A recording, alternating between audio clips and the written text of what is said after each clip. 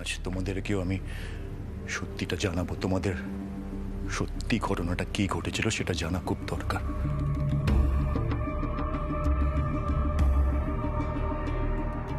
পাত্রের শেষ অবস্থার খবরটা পাওয়ার পর আমি নর্থ বেঙ্গল থেকে গাড়ি চালিয়ে এনজিপিতে যাচ্ছিলাম। তখন মাঝপথে হিমাংশু আমার থেকে লিফট চেয়েছিল।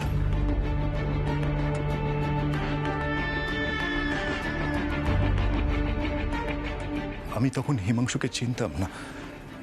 হঠাৎ একটা টার্ন আসে আর বিভৎস একটা গাড়ির অ্যাক্সিডেন্ট হয়।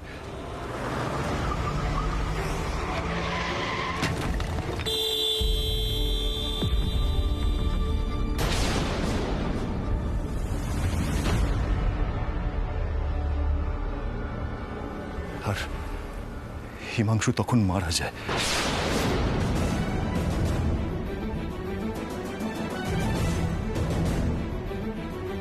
ওই ব্যক্তিটিই হলো কুট্টুসের বাবা হিমাংশু।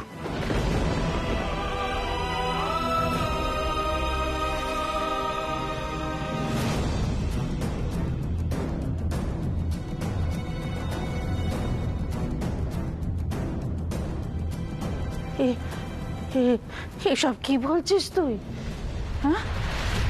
হ্যাঁ, আমার তো সব তালগোল পাকিয়ে যাচ্ছে। হিমাংশু তোর গাড়িতে অ্যাক্সিডেন্টে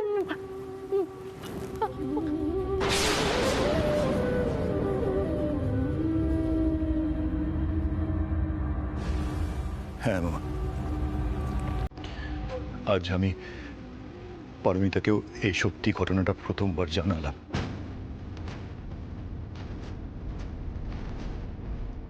আমি আমি আগে অনেকবার পারমিতাকে সত্যি কথাটা জানানোর চেষ্টা করেছিলাম, কিন্তু আমার সাহস হয়নি।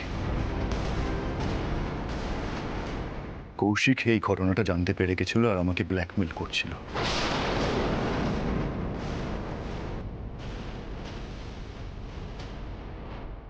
এক না একদিন এই সত্যিটা সবার সামনে আসতোই।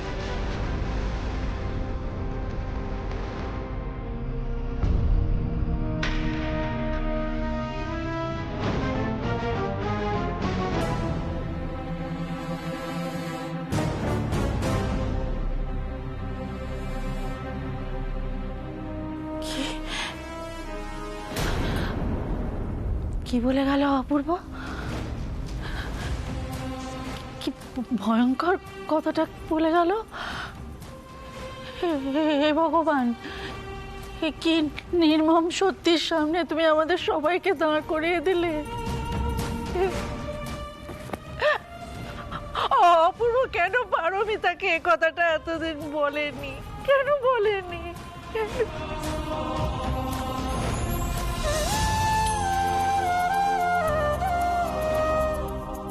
বৌদি, আসলে এর জন্য আমি দায়ী।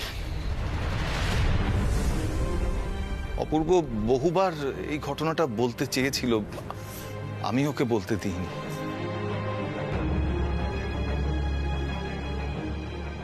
বিয়ের আগে পারমিতাকে সব বলতে চেয়েছিল অপূর্ব। আমার কারণে ওনার হাজবেন্ডের অ্যাক্সিডেন্ট হয়, উনি মারা যান। এত বড় কথাটা আমি ওনার থেকে লুকিয়ে রাখবো? হ্যাঁ, রাখবি অপূর্ব। তারপর হিমাংশুর জন্মদিনের সময় ও আবারও সব বলতে চেয়েছিল, কিন্তু আমি বলতে বারণ করেছিলাম। দেখ অপূর্ব, সবকিছু তো আর আমরা কন্ট্রোল করতে পারি না। তুই ভুলে যা ওই সমস্ত স্মৃতি, চিরতরে সব মন থেকে মুছে ফেল, সব বন্ধ কর। আসলে বৌদি, অপূর্বর এখনকার এই সুন্দর সংসারটা অতীতের এই ঘটনাটার জন্য ভেঙে যাক, এটা আমি কখনো চাইনি বৌদি। আর তাছাড়া অতীতের এই ঘটনার পেছনে তো অপূর্বর কোনো হাত নেই, এটা তো একটা অ্যাক্সিডেন্ট।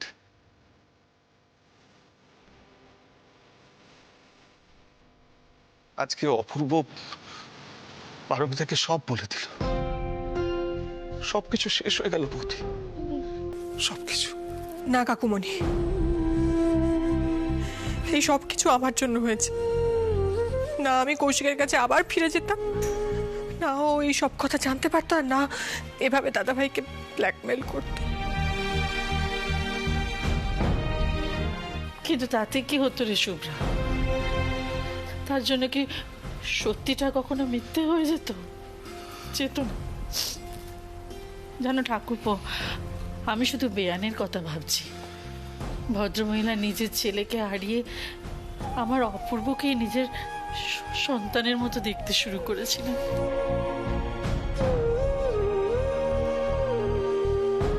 আর যখন উনি সব ঘটনাটা জানবেন তখন ওনার মনের অবস্থাটা কি হবে বলো তো?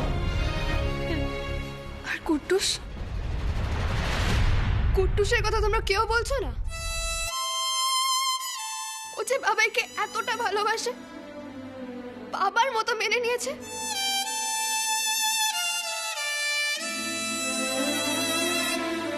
ওই বা কি করে এই বাড়ি থেকে এত দূরে থাকবে, বাবার থেকে দূরে থাকবে? সৃজা, তুই কথা বলছিস? তুই তুই কুট্টুসকে এতটা ভালোবাসিস? মানে সবাইকে ছেড়ে তুই কুট্টুসের কথা ভাবলি? আমি সব কিছু জানি না অনিকা। তোমরা সবাই মিলে এক্ষুনি পরিয়ানটিকে ফিরিয়ে নিয়ে আসো। অনেকদিন পরে এই বাড়িটা নিজের বাড়ি বলে মনে হয়েছিল। নিজের কথাগুলো শেয়ার করার মতন কাউকে পেয়েছিলাম মনে হয়েছিল। আর গুঞ্জা, ও তোর ভালো আন্টিকে মায়ের মতো ভালোবাসে। আমি আমার বোনকে একবার মা হারানোর কষ্ট পেতে দেখেছি। আমরা দুজনেই জানি মা না থাকার যন্ত্রণাটা কতটা।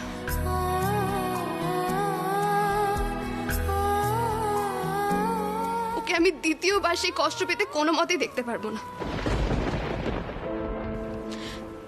থাম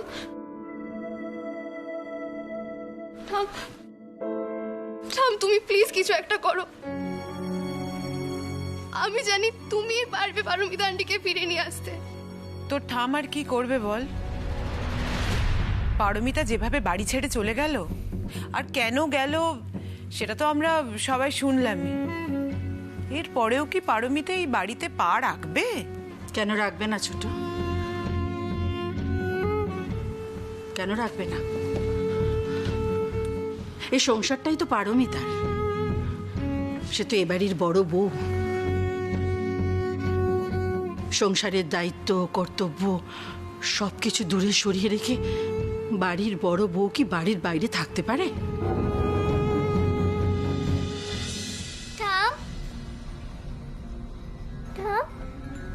ভালো আন্টিকে আমার কাছে নিয়ে আসো না টাম, প্লিজ টাম।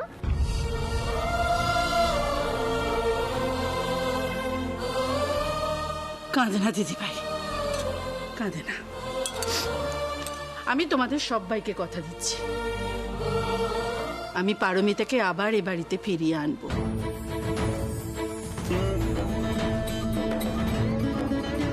সে তো আমার ঘরের লক্ষ্মী। লক্ষ্মীকে আমি ঠিক ফিরিয়ে আনবো, এবং সেটা লক্ষ্মী পুজোর দিন।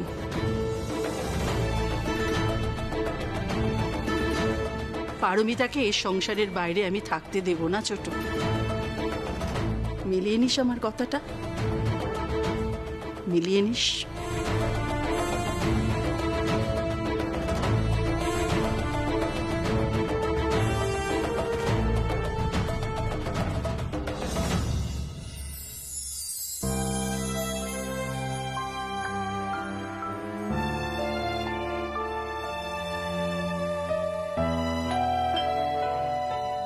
আসছি।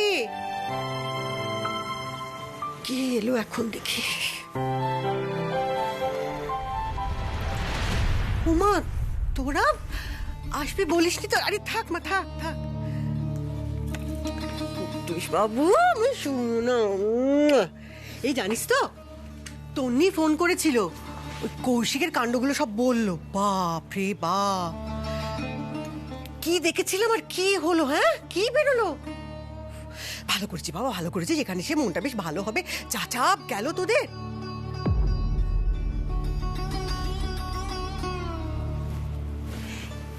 কি হয়েছে রে? কি হয়েছে? কুটুস, যাও ঘরে গিয়ে জামা কাপড় ছেড়ে নাও। এই জামা কাপড় পরে তুমি কিন্তু একদম খাটে উঠবে না, যাও। হ্যাঁ, কুট্টুস তোমার সব কথা শুনবে, কিন্তু তুমি কুট্টুসের কোনো কথা শুনবে না। কুটুস, বকাবকি করেছিস আবার, তাই তো?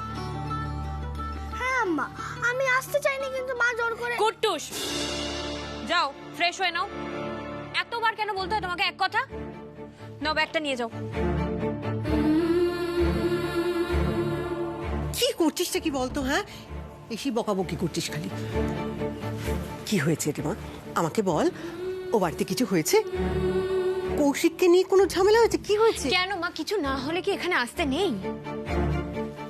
আমি তো ভেবেছিলাম এটা আমার নিজের বাড়ি, আমার মায়ের বাড়ি, সেই জন্যই এখানে এসেছিলাম। তুমি যদি বলো তোমার অসুবিধা আছে তাহলে আমি চলে যাচ্ছি, আমার কোনো অসুবিধা নেই। কি করছিস, কি করছিস তুই? হ্যাঁ, কি করছিস? আমার মনে হলো যে তুই ঠিক নেই, তাই তো জিজ্ঞেস করছি। আমি ঠিক আছি ম্যাম, ঠিক আছে।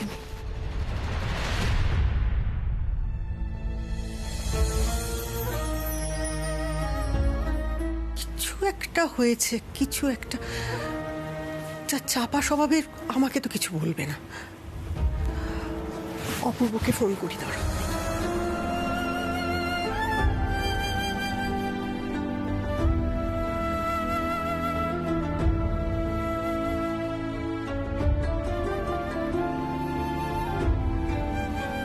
কি হলো?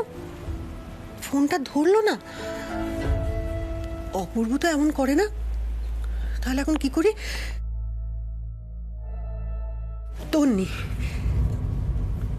তন্নিকে একটা ফোন করি, ওকে হয়তো পরি কিছু বলতে পারে। হ্যাঁ,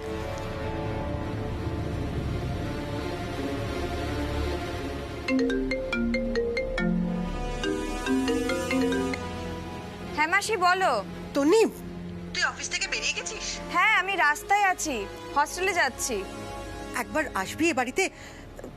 পরি একটু আগে কুট্টুসকে নিয়ে এসেছে, একটু আয় না মা। বৌদি?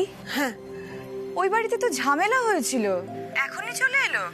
তুই আয়, তোকে সব বলছি, আয়। আচ্ছা আচ্ছা ঠিক আছে, রাখো, আমি আসছি।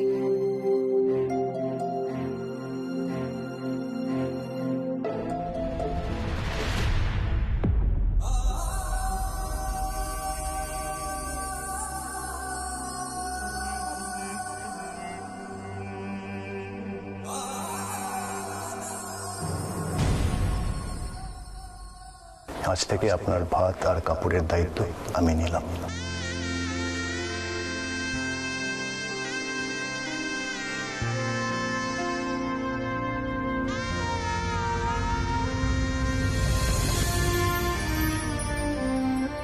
ভালোবাসা হলো ভরসা, বিশ্বাস।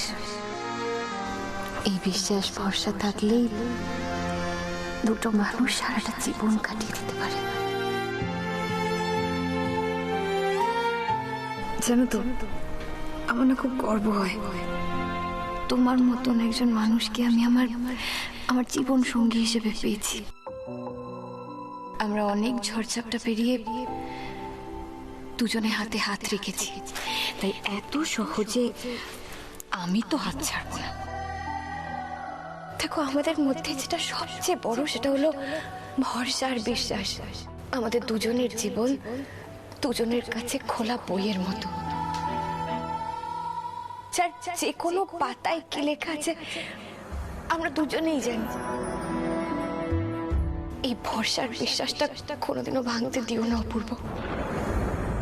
আমি চোখ বন্ধ করে এই মানুষটাকে অনেক ভরসা করেছি।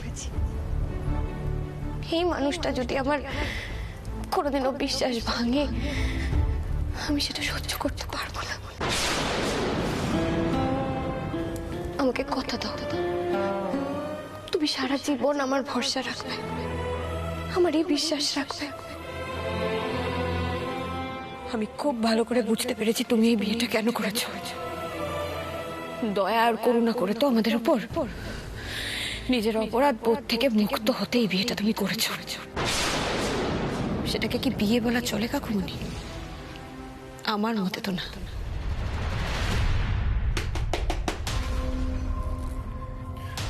কে? অপূর্ব, দরজাটা একটু খোল বাবা।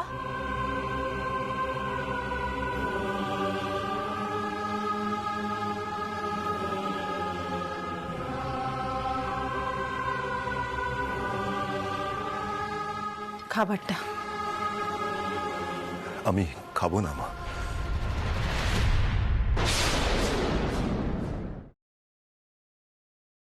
আমি আমি বুঝতে পারছি অপূর্ব, তোর মনের ভেতর কি চলছে। একটা বড় বোঝা এতদিন বয়ে নিয়ে বেড়াচ্ছিলি, এতদিন পরে সেটা কাঁধ থেকে নামলো, বুঝতে পারছি। কিন্তু কি জানিস অপূর্ব, আমার মনে হয় তুই না এই কথাগুলো পারমিতাকে বলে দিলে পারতিস, তাহলে পারমিতা এতটা কষ্ট পেত না। না, ব্যাপারটা তো ইচ্ছাকৃত নয়, এটা তো দুর্ঘটনা, তো সেটাই বলতে পারতিস। বিশ্বাস করো মা, আমি এই কথাগুলো পারমিতা থেকে চেপে রাখতে চাইনি, কিন্তু এই বোঝা নামাতে গিয়ে তারপর যা যা ঘটলো আমি ঠিক সেগুলোরই ভয় পেতাম। আমি জানি এর জন্য আমাকে অনেক বড় দাম দিতে হবে। পারমিতা যদি আর কোনোদিনও ফিরেন না না না অপূর্ব, এই কথা বলিস না। পারমিতা তোর স্ত্রী, কিন্তু পারমিতা এ বাড়ির বউ, বাড়ির বড় বউ। এত সহজে এই সম্পর্ক অস্বীকারও করবে না, ফিরতেই হবে, পারমিতাকে ফিরে আসতেই হবে। তবে একটু সময় দিতে হবে, জানিস তো। ধাক্কা লেগেছে তো, অনেকটা বড় ধাক্কা। এই ধাক্কার সাথে না অনেক কিছু জড়িয়ে আছে, জানিস। সম্পর্ক ভাঙা গড়া, অনেক কিছু। বিশ্বাসেও আঘাত পেয়েছে। হঠাৎ করে একটা অতীতের পুরনো স্মৃতি সামনে এসে দাঁড়িয়েছে, তাই সময় দিতে হবে।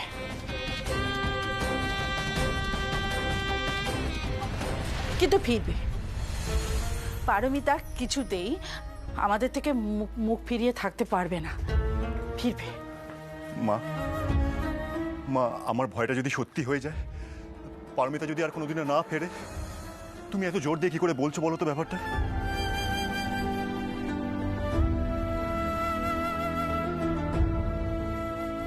দেখ, বেয়ান মানে পারমিতার শাশুড়ি, উনি তো শাশুড়ি কম, পারমিতার মা বেশি। সত্যি তো উনি পারমিতাকে মেয়ের মতনই ভালোবাসেন। শাশুড়ি বৌমার এমন সম্পর্ক দেখাই যায় না। কিন্তু পারমিতা এ বাড়িতে আসার পর থেকে আমি মুখে কিছু না বললেও পারমিতার নিজের গুণে আমার মেয়ে হয়ে উঠেছে। আমি তো মা হয়ে মেয়ের মনের কথা বুঝতে পারবো না? মারা সব পারে রে, মেয়েদের মনের কথা বুঝতে পারে, মেয়েদের চোখের ভাষা বুঝতে পারে। তাই বলছি, জানিস, আঘাতটা সারতে কদিন একটু সময় লাগবে, বড্ড বেশি আঘাত পেয়েছে।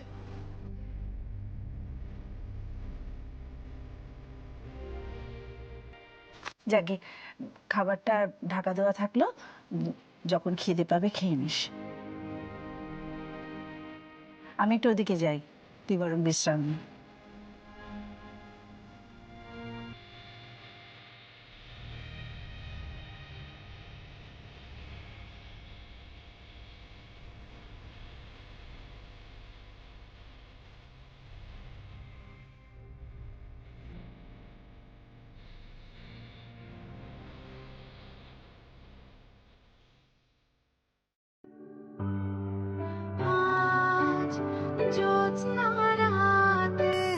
সবাই গেছে বনে আজ, জ্যোৎস্না রাতে সবাই গেছে বনে আজ, বসন্তের এই মাতাল সমীরণে আজ। পরি এই গানটা গাইছে কেন? এটা তো আমার হিমুর খুব প্রিয় গান। হিমু যখন ছিল পরি প্রায় গাইতো, তারপরে ও আর এই গানটা কোনোদিনও গায়নি। কিন্তু কেন গাইছে আজকে? যাব না, যাব